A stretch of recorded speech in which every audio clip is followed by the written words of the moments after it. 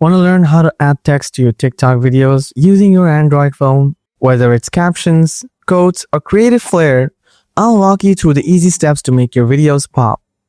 In this video, you'll see exactly how to add text on TikTok like a pro, right from your Android device. Let's get started. Open the TikTok app.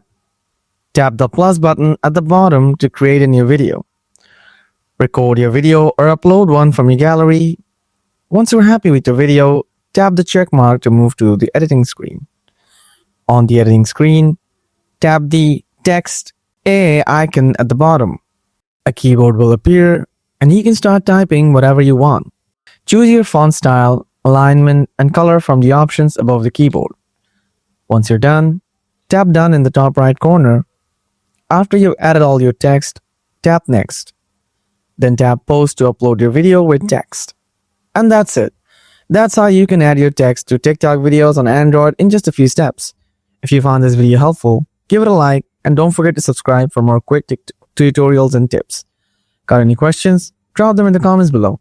I'm here to help. Thanks for watching and see you in the next one.